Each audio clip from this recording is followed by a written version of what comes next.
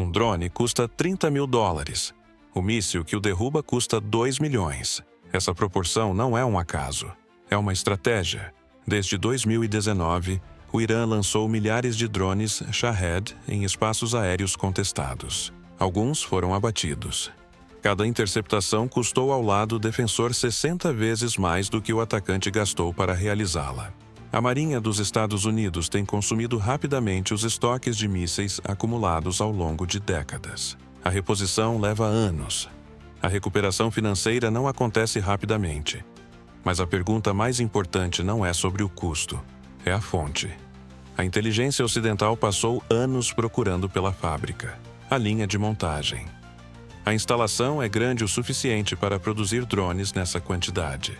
Ela foi projetada para desaparecer à vista de todos. É assim que o Irã industrializou a guerra de drones sem construir uma única instalação industrial. Eles estavam procurando pela coisa errada. Não existe fábrica. Existem centenas de garagens. A linha de produção não aparece nas imagens de satélite, pois nunca foi projetada para isso. Foi projetado para desaparecer à vista de todos. Assim, o Irã industrializou a guerra de drones sem construir uma única instalação industrial. Toda fábrica tem um endereço. Esse é o problema. Em 1981, os F-16 israelenses destruíram o reator nuclear de Osirak, no Iraque, em um único ataque. Uma coordenada, uma missão, uma instalação que levou anos para ser construída, destruída em 90 segundos. A lição foi assimilada por todos os programas militares da região que desejavam sobreviver o suficiente para fazer a diferença. Você não pode proteger o que pode ser encontrado. E qualquer coisa grande o suficiente para ser importante pode ser descoberta. O satélite de reconhecimento KH-11 consegue identificar objetos de 15 centímetros a uma altitude de 400 quilômetros da Terra. Um chão de fábrica visível do espaço não é um ativo de manufatura. É uma demolição programada, aguardando uma decisão política. O Irã percebeu isso antes da maioria. O país observou seus complexos nucleares serem mapeados, sancionados e, em pelo menos um caso, destruídos fisicamente por sabotagem antes que uma única arma fosse produzida. Uma arquitetura grande, centralizada e visível, não era viável para nada que o Irã precisasse manter em funcionamento sob pressão. Torne cada nó pequeno o suficiente para caber dentro de um prédio que não parece nada demais. Uma unidade industrial leve. O programa Shahed fez uma escolha diferente. Não uma única instalação. Não um único endereço. Não há um único ponto em um mapa de alvos que, uma vez atingido, interrompa completamente a produção. A decisão foi a distribuição. Descentralizar a fabricação.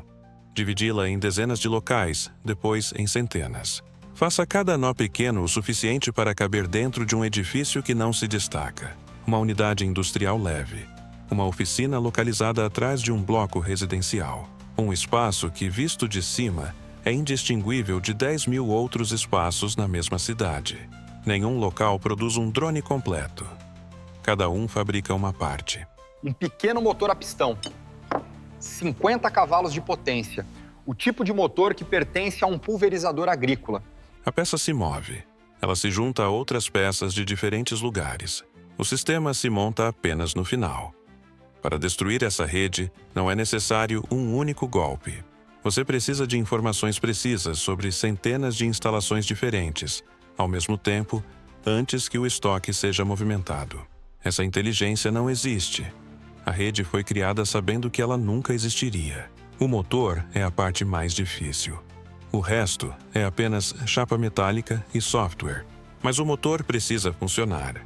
O Shahed 136 utiliza um MD550 modificado. Um pequeno motor a pistão. 50 cavalos de potência. Um tipo de propulsor que é ideal para uma aeronave ultraleve ou um pulverizador agrícola. Não se trata de um sistema de armas. Essa ambiguidade não é acidental. Ela faz parte de toda a estratégia logística. Uma caixa de componentes MD550 não parece uma remessa de armas. Parece que são peças de aviação leve. Um tipo de carga que circula diariamente pelos canais de frete comercial, atravessando diversas jurisdições. Ela circula pelas mesmas redes de carga que transportam eletrônicos de consumo, peças automotivas e equipamentos industriais. Gerenciado por empresas de logística que não fazem perguntas, pois o manifesto não lhes dá motivos para isso. Os agentes da alfândega estão à procura de mísseis, de ogivas, de itens que revelem sua finalidade. Um pequeno motor não anuncia nada. O mesmo princípio se aplica à lista de componentes. Giroscópios obtidos de fabricantes de drones civis. Módulos de GPS retirados de sistemas de navegação comerciais. Altímetros iguais aos utilizados na aviação recreativa. Cada componente, analisado separadamente, pertence a uma categoria de equipamentos civis que circulam livremente entre as fronteiras, porque a economia global exige isso. A cadeia de suprimentos não passa por canais militares. Ele percorre as mesmas redes de transporte que movimentam eletrônicos de consumo, peças automotivas e equipamentos industriais.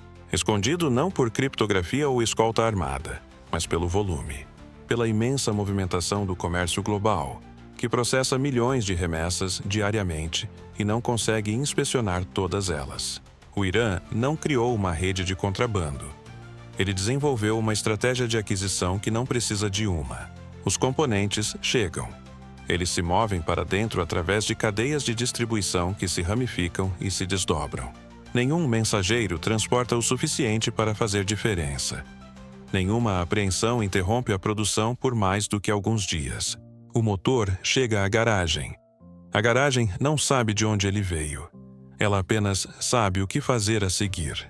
A estrutura da aeronave parece primitiva. E esse é o objetivo. O Shahed 136 tem asas delta. É plano na parte inferior e é bastante simples. Sua geometria básica pode ser reproduzida por qualquer pessoa com ferramentas de chapas metálicas e 2 semanas de prática. Não há curvaturas complexas. Nenhuma superfície aerodinâmica de precisão que exija usinagem especializada. Um componente que antes exigia infraestrutura industrial, agora exige eletricidade e filamento. A forma foi projetada para ser fabricada por pessoas que não são engenheiros aeroespaciais, em espaços que não são instalações aeroespaciais. Isso não é uma limitação. É a decisão arquitetônica central de todo o programa. Impressoras 3D agora produzem componentes estruturais que antes exigiam ferramentas de moldagem por injeção. Esse equipamento custou centenas de milhares de dólares. O custo do equipamento foi o principal obstáculo. Antigamente, para fazer um molde, era necessário ter uma fábrica, uma vez que o molde é um arquivo em um disco rígido e a impressora cabe em uma sala, a necessidade de uma fábrica desaparece. Um componente que antes exigia uma infraestrutura industrial, agora requer apenas eletricidade e filamento. As impressoras utilizadas não são militares. São as mesmas máquinas que estão em escolas de engenharia e pequenas empresas de manufatura ao redor do mundo. Adquirido de forma aberta, transportado sem declaração, instalado em oficinas que não produzem nada suspeito até o dia em que começam a produzir algo específico. A garagem não parece uma instalação de armas, porque as pessoas lá dentro não estão construindo uma arma. A montagem final acontece por último e de forma rápida. Os componentes chegam de fontes diferentes. O motor de uma corrente, o pacote de orientação de outra, as seções da fuselagem de um terceiro. Elas se encontram em um espaço que as manteve unidas por dias, no máximo. Tempo suficiente para se reunir. Não tempo suficiente para aparecer em qualquer padrão de atividade que a análise de inteligência possa sinalizar. Os trabalhadores não precisam entender a arma como um todo. Eles precisam compreender a parte que lhes diz respeito. O míssil que a intercepta não é um erro de arredondamento. Um Raytheon AIM-120 AMRAAM custa aproximadamente 1,2 milhão de dólares por unidade. Uma equipe instala o motor. Outra calibra a orientação. E uma terceira verifica as superfícies de controle. Conhecimento compartimentado. Cada equipe conhece apenas uma etapa. Ninguém tem a visão completa. Aparência primitiva. Arquitetura sofisticada. A garagem não se parece com uma instalação de armas, pois as pessoas dentro dela não estão construindo uma arma. Eles estão montando um quebra-cabeça cujas outras peças foram montadas em outro lugar. $30 mil. Esse é o custo total de um Shahed 136. Motor, estrutura, sistema de orientação, mão de obra para montagem. Cada componente adquirido, transportado e integrado em uma arma funcional. $30 mil não é um orçamento para armamentos. É apenas um erro de arredondamento em um item de compra do Pentágono. O míssil que o intercepta não é um erro de cálculo. Um míssil Raytheon AIM-120 AIMRAAM custa aproximadamente $1,2 milhões por unidade. Ele se torna um navio de $1 bilhão, que não consegue mais defender a si mesmo, nem ao comboio que foi enviado para proteger. Um único interceptor Patriot custa entre 3 e 4 milhões de dólares, dependendo da variante. O Domo de Ferro de Israel dispara um interceptor Tamir com um custo mínimo de $50 mil por lançamento. Essa é a opção mais barata disponível para qualquer força militar avançada, operando em espaço aéreo contestado hoje em dia. A proporção não varia muito. Fica entre 40:1 e 130:1, dependendo do interceptor utilizado. Cada drone que consegue forçar uma interceptação ganha economicamente, independentemente de atingir algum alvo. Este é o mecanismo da exaustão, não da destruição, não da conquista territorial. Aritmética pura aplicada a estoques que levaram anos para serem acumulados e não podem ser rapidamente reabastecidos. A Marinha dos Estados Unidos opera destroyers da classe Harley Burke no Mar Vermelho. Cada um possui aproximadamente 96 células de mísseis. Essas células contêm um número limitado de interceptores. Quando as células estão vazias, o custo de operação do navio não diminui. Transforma-se em um navio de bilhões de dólares que já não consegue se defender nem proteger o comboio para o qual foi enviado.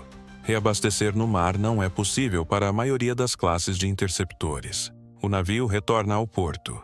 O porto está a milhares de quilômetros de distância. A linha de produção que fabrica os mísseis de reposição opera em uma taxa projetada para a gestão de estoque em tempos de paz. Não se trata de uma guerra de atrito sustentada. O Irã não está tentando afundar o destroyer. Está tentando esvaziá-lo. Um enxame.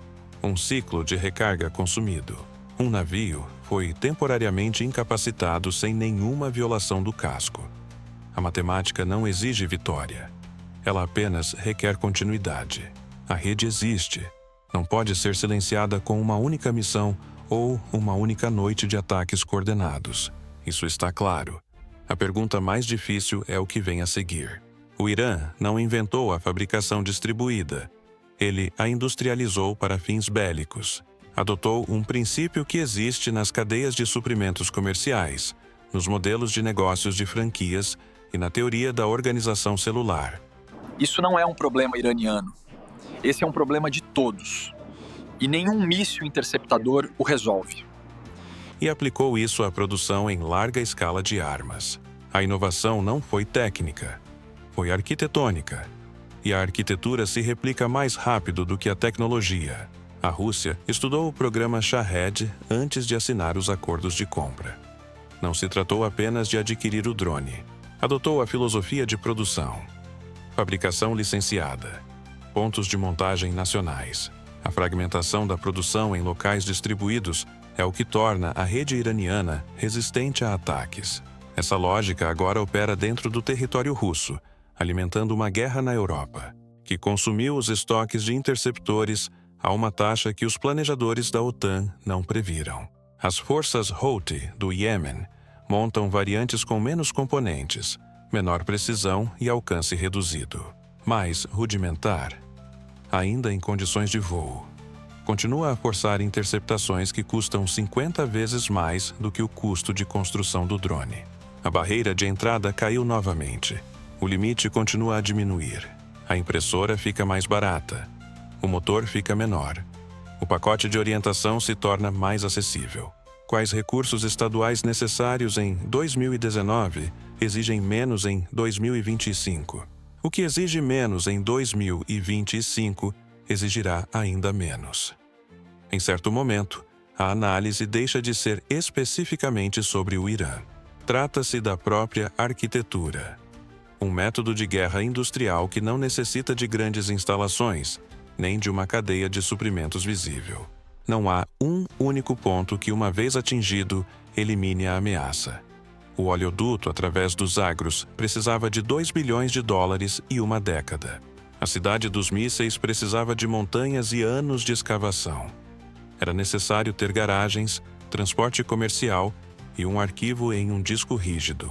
O custo de entrada nesse tipo de guerra agora se tornou um número que a maioria dos atores não estatais pode alcançar. Isso não é um problema apenas do Irã. É um problema de todos, e nenhum míssil interceptor vai resolvê-lo.